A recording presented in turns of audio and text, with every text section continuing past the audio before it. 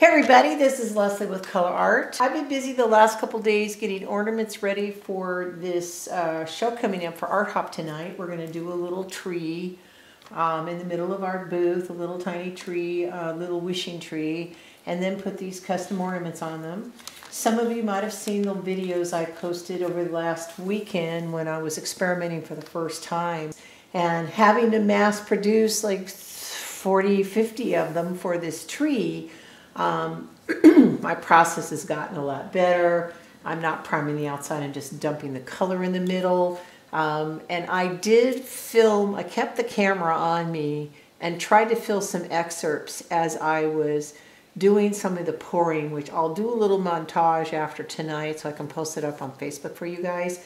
But I wanted you to see these ornaments before I varnish them.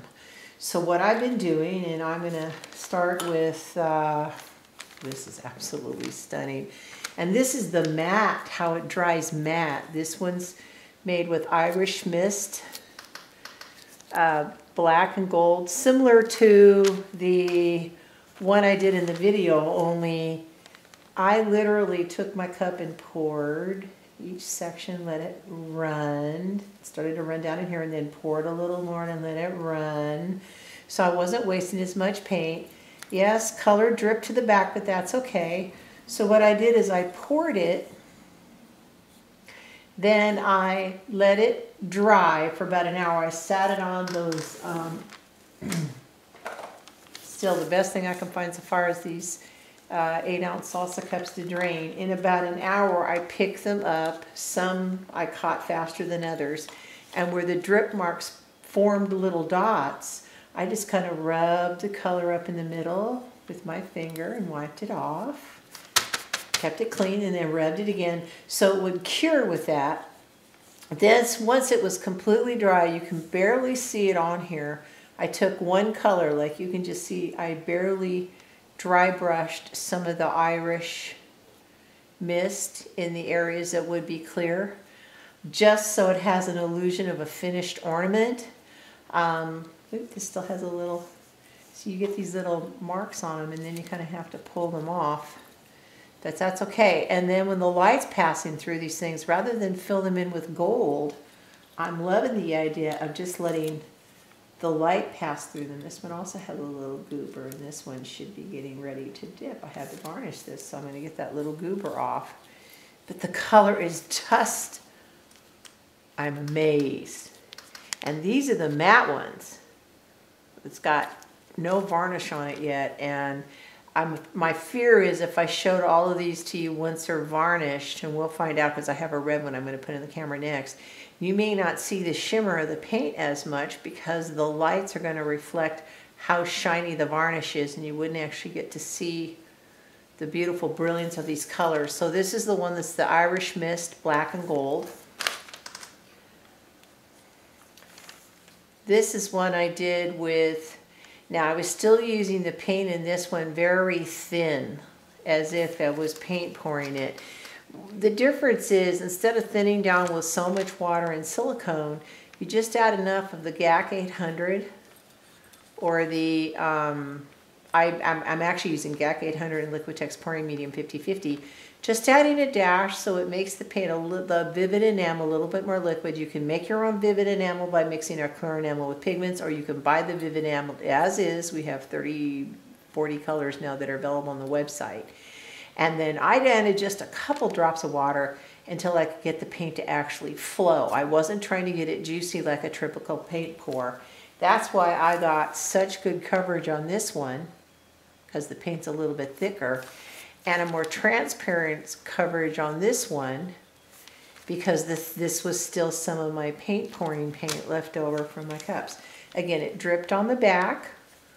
I swiped my finger up. When the drip marks were still wet, you have to wait about an hour. Let them just set up for about an hour. And then this one, you can't even tell, but it was lightly brushed with a tiny bit of Guatemala green. Only if I turn it to the side will you actually see it on the camera. But it makes the piece look finished. Now here's a red one, actually ready to go in the box, dipped in lacquer, okay? So the red one, I did the pour. Again, my paint on this one I think was too transparent. I was still using the original Love Struck. So some of the marbling looks a little bit lost here on camera because of the transparency. The back I brushed with Love Struck in any of the open holes. But see how shiny it is from that lacquer. And then what I did is I have a gallon jug of the Liquitex Golden. You could just get a gallon bucket and maybe pour a quart in there or 2 quarts in there. It doesn't take much varnish. It's just the trick is actually dipping the, I'm going to scan out here, the entire ornament down into, let's say I've got a bucket here, down in here, and the paint comes up to about right, the varnish comes up to right here. Just took a little brush and bathed the top, let it drip. Now, these were only dry about an hour or two. Really, you should probably let them cure for 24 hours.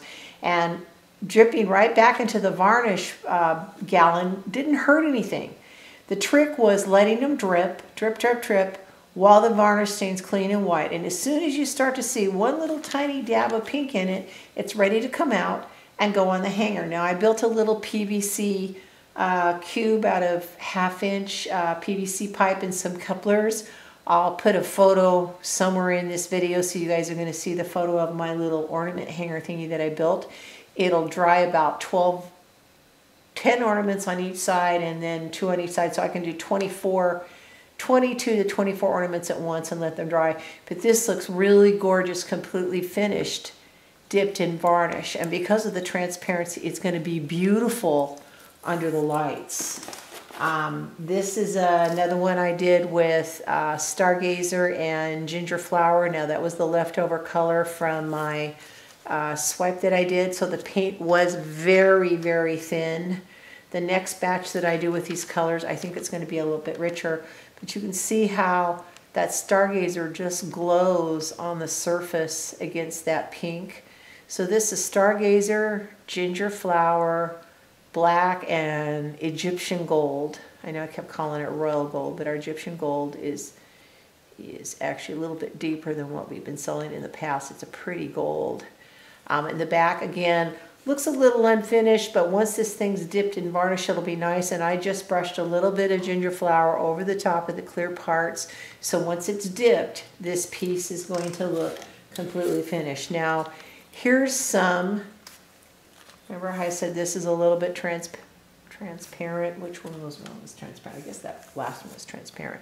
This is a little bit less transparent because I started using the paint a little bit thicker. This one's Guatemalan Green, Mystic Blue. What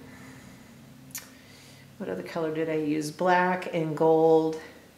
And I think there's even a little Snapdragon or purple in here, maybe Sweet Thistle.